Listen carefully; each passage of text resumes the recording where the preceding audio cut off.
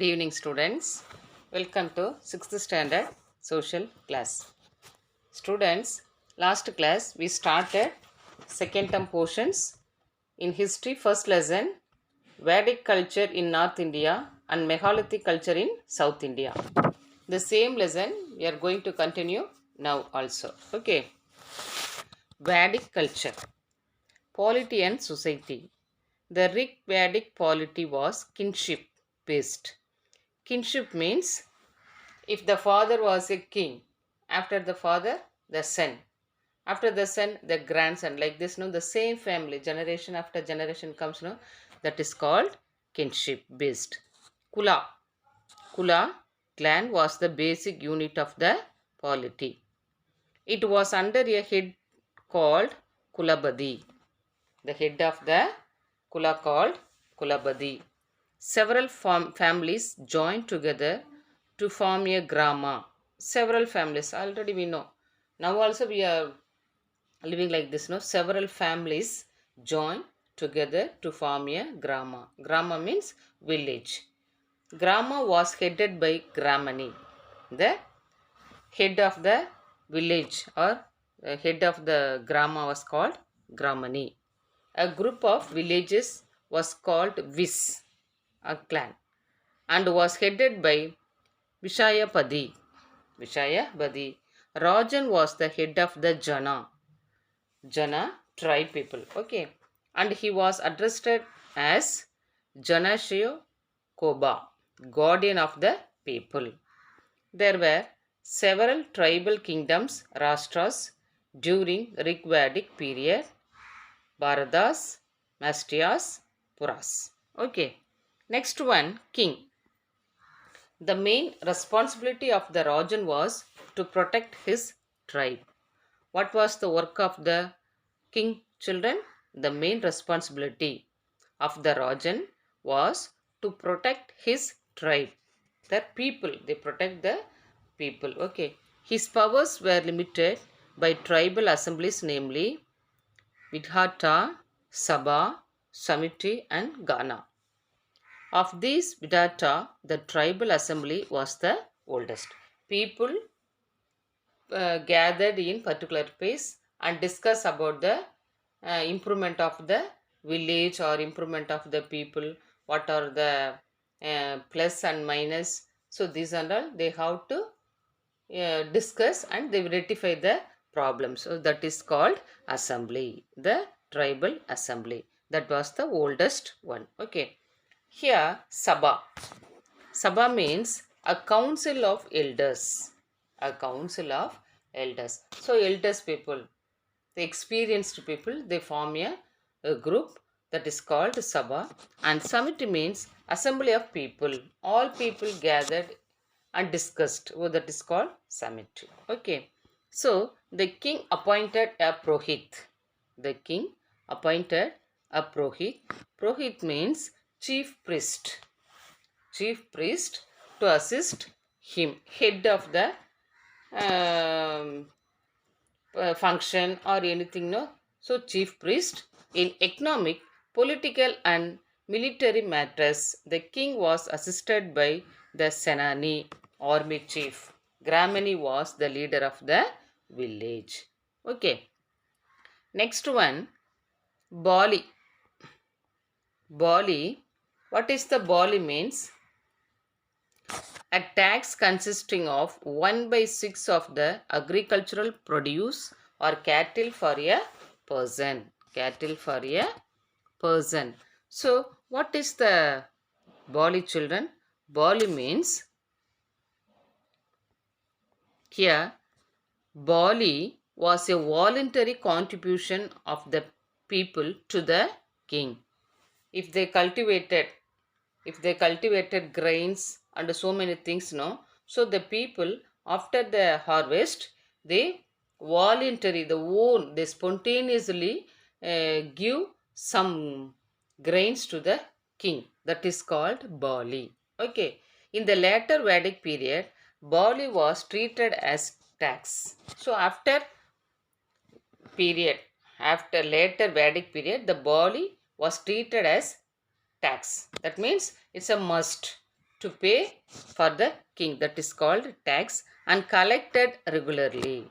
The Bali was collected regularly. The Guru and Panjala kingdoms flourished, and large cities like Ayodhya, Indraprastha, and Mathura also emerged during this period. Okay, so we understand Bali, children. Bali means a tax consisting of 1 by 6 of the agricultural produce or cattle for a person.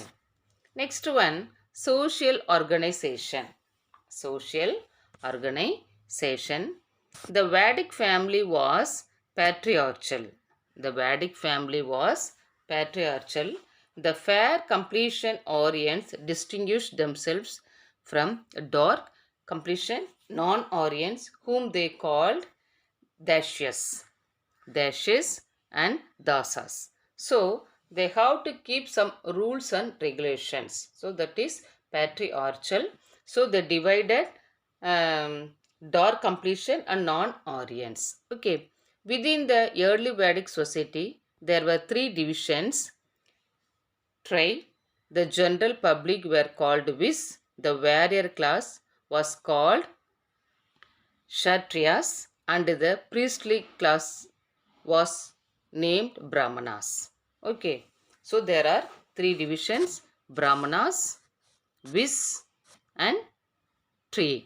Okay, at a later stage, when the Aryans had to accommodate non-Aryan skilled workers in their social arrangement, a rigid fourfold Varna system was developed. Okay, next one, status of woman. Status of woman. Status of woman. In Rigvedic society, women relatively enjoyed some freedom. Women in Rigvedic period, women relatively enjoyed some freedom. The wife was respected as the mistress of the household. The wife was respected. The wife was respected by the husband and the family members. They keep as a mistress of the household. So they are the talented person of the household. She could perform rituals along with her husband in the house. So the wife do all the family rituals, family functions along with her husband. Child marriage and sati were unknown. They don't know the child marriage and sati. The sati were unknown. There was no bar on their remarriage of widows. They no bar on the remarriage. Remarriage means when the husband died. So the wife, they have to marry the another man. So that is called remarriage. So this method is unknown. Okay. Nevertheless, the women were denied right to inherit property from their parents. They played no role in public affairs. So the women, they are not uh, do any role in public activities. Okay, next one, in the later Vedic period, the role of women in society as well as their status even within the family declined. Women could no longer perform rituals in the family. The rules of marriage became much more complex and rigid. The marriage became much more complex and rigid. Polygamy became common. Widow remarriage was not encouraged. After a later period also, widow remarriage was not encouraged. Education was denied to women. So girl child stay at home and do the household things. Afterwards they marriage. Okay, so education was denied to women. Intercaste marriage was spawned. Next one, economic life. Economic in the Vedic period was sustained by a combination of pastoralism and agriculture. The occupation of Rigvedic Aryans was cattle rearing. There were carpenters, chariot makers, potters, smiths, weavers, and leather workers. What are the uh, occupations they do of the Rigvedic Aryan children? Cattle rearing. They keep the cows and sheeps like this, so cattle rearing. And carpenters, they do the carpenter works, making windows, doors, and so many wooden things. So carpenters. And chariot makers. Chariot maker means when the festival comes for the worship, they do the chariot. Okay, so for that they make us. And potters, for the cooking work and so many things, no. So potters. And smiths, the ornaments, the women wearing ornaments, no. So that is called smith. And weavers, the for the dressmakers, so weavers. And leather workers. Okay. Orchi colored pottery. Orchi colored pottery means OCP was attributed to this period. So when do the pottery works, they put different colors, that is called orchi colored pottery. Horses, cows, goats, sheep, oxen, and dogs were domesticated. These are the animals they kept at home. What are the animals, children? Horses, cows, goats, sheep, oxen, and dogs were domesticated. Okay. Next one, children.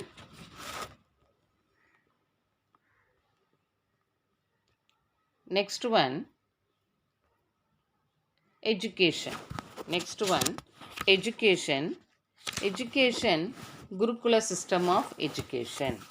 Education, Gurukula system is an Asian learning method. Gurukula system means when the child reach a particular age, they go to their guru's house or forest. They stayed at home and learn all the activities from the guru. That is called Gurukula system. It is an Asian learning method. That is the oldest learning method. The word Gurukula is a combination of the Sanskrit word guru. Guru means teacher or master, and Kula means family or home. Okay. The Sishyas decided with their Guru and served them and simultaneously learnt and gained knowledge. The Sishyas, the students, so they stayed with the Guru and served them, and simultaneously they learnt the and gained the knowledge. Okay. Next one, the students received education through oral tradition. Oral tradition meaning rote learning. Rote learning, and were required to memorize everything. So they are not keep any notes, books and all. So they wrote the by heart. They orally they are learning. Okay. Next one, this is the Gurukulam system, children. This is the Gurukulam system of education. It is a oldest method. Okay. Next one, the subjects of the study. The subjects of the study included the four Vedas, Idikasas, Puranas, grammar, logic, ethics, astrology, maths, and military science. These are the subjects they were studied. The students were also trained to lead a disciplined life. The students also trained. What life? They lead a disciplined life. Okay. Only Vijas could be Shishyas. No woman could have formal education. So, no woman could have formal education. Okay. Age based ashramas. So, there are different types of ashramas they kept. One is Brahmacharya, that is student life. Grihastha, married life. Vanaprastha, going to the forest to meditate. And Sannyasa, leading a life of an ascetic so as to attain Swarga. So these are the four methods they kept the education according to the age. Okay, children. Next one, contemporary culture in South India and Tamil Nadu. Contemporary culture in South India. So before and all we studied about in North India, and at the same time the in South India they have the some improvement, some model also, some changes also taken place. Okay, so we have to learn in other classes. Thank you, children.